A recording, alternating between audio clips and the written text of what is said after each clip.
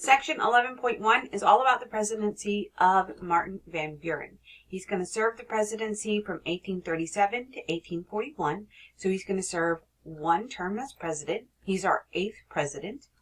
In the election of 1836, the Democrats will run Martin Van Buren against the Whigs, who run regional candidates. They want to send the election to the House of Representatives, so they believe if they run regional candidates, then they can pull the electoral vote off into various areas. So William Henry Harrison for Western voters, Daniel Webster for New England, and Hugh Lawson White for the South.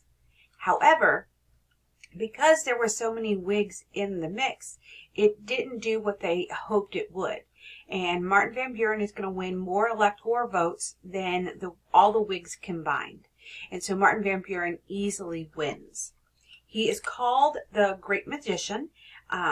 Positions that he will hold were governor of New York. He was vice president at one time. He was our Secretary of State. Some called him kind of self-centered. He spent a lot of time working with Andrew Jackson when he was in Tennessee after the Petticoat Affair. And he's going to do what he can to kind of keep that legacy up. So far as in retaining all but one of Jackson's cabinets. The first thing he deals with in his presidency is the Panic of 1837. It's a deep depression that lasted 7 years. The causes were, one, we had no Bank of the United States to regulate the money supply. That was directly a result of Andrew Jackson. The idea of specie circular, which is that gold and silver coin, you could only use that to buy land from the federal government. And then although Jackson was the cause, a clear cause, because this happens at the very beginning of his presidency. He gets inaugurated, and within a couple months, this depression hits. Martin Van Buren is going to be blamed for it, so much so that he will gain the nickname Martin Van Ruin. The results of the Panic of 1837, they had to cut trade, less profit from cotton. There's a bad wheat crop, so agricultural prices go down. By April of 1837, 90% of all factories have closed. The only ones that are truly still around are textile mills. 40% of all banks closed. The federal government is on the verge of bankruptcy. They do not know what to do. 1/3 of the population is unemployed. And remember, at that time, this third that is unemployed, that is counting men. It's not counting women as well. And so the standard idea is women did not actively go to work. They worked in the home. And so this 33% unemployment is of men of that day.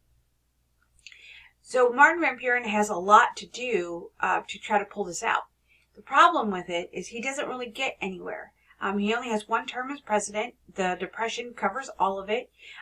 He spends his entire presidency trying to pass one thing, and that is the Independent Treasury Act.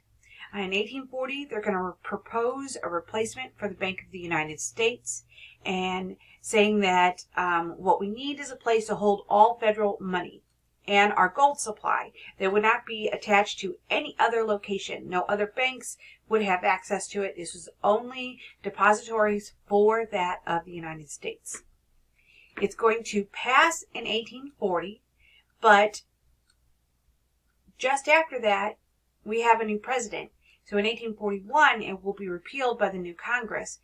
But after that president is gone, it will be reinstated in 1846. So we do today have a treasury system. We have 12 independent treasury offices, federal depositories in the United States.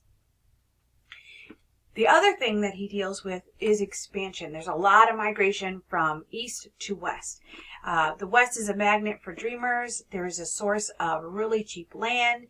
Native Americans and Hispanics were being pushed out of this land, just like when we first arrived with colonization onto the eastern seaboard, where we pushed Native Americans out.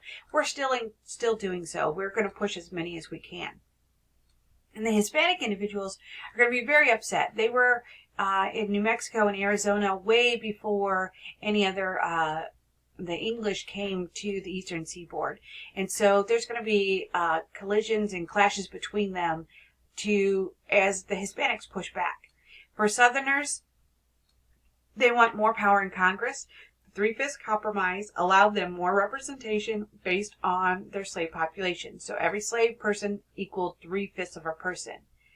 8 of the first 9 presidents so far were slave owners. So this was something that stayed very prominent within Congress itself. Plus, with the idea of manifest destiny that says that it's a moral justification for territorial expansion, especially with the expansion of slavery. So this idea of we need to expand all the way across the continent and gain all of North America if we can. In this new frontier, it's mostly those pioneers are white born from the upper South or the Midwest, moving so they can find more land that they can grow crops on, a lot of farmers. Prejudice is going to happen. Not many Spanish colonists in that area. Because of the Indian pushback, we had the Native American revolt. You have issues with Acoma, all of those things that happened in the 1600s. So it's just now really repopulating for the Spanish.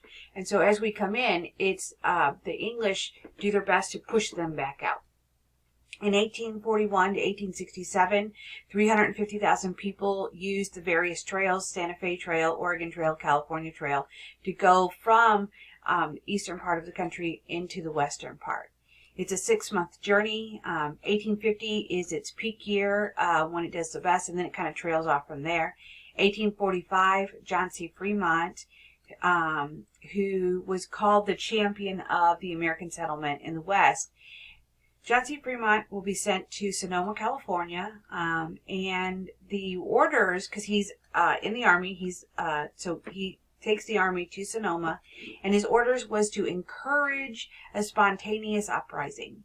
In June of 1846, he is successful, and the people in Sonoma rise up and want to be part of a territory for the United States. When it comes to the various trails, you have the Santa Fe Trail, which happened 1821 to 1880 is when it was used. It was used as a migration route from Missouri into the Southwest. In 1821, Mexico declared independent from Spain. That's why we flood into that of the American Southwest. And it lasts until 1880 when we have railroad routes that pop up. During the Mexican-American War that will happen in the future, we used the Santa Fe Trail to move troops into that area. The Oregon Trail, 1841 to 1869. It's a migration route from locations on the Missouri River to that of the Oregon country. The government promised 160 acres to anyone willing to work that land for 4 years. They had a long list of things they had to accomplish, but if they made it out there and they did what those tasks required, in 4 years that property could be theirs. And then we have the California Trail, 1841 to 1869. Gold will be found at Sutter's Mill in 1848. Within a year, lots of people will know about it. So the California Trail goes from the Missouri River towns to the state of California. It follows many of the same corridors as the Oregon Trail. And then at about the Humboldt River Valley, it breaks off. The first transcontinental railroad will be completed in 1869, and that is why the Oregon Trail and the California Trail are no longer needed. So a lot of migration westward. So there's not a lot that happens during Martin Van Buren's presidency. Usually it's basically the independent treasury system and this of migration. Other than that, there's nothing really that's super important for you to know. So what you're going to do now is you're going to move on to 11.2, William Henry Harrison.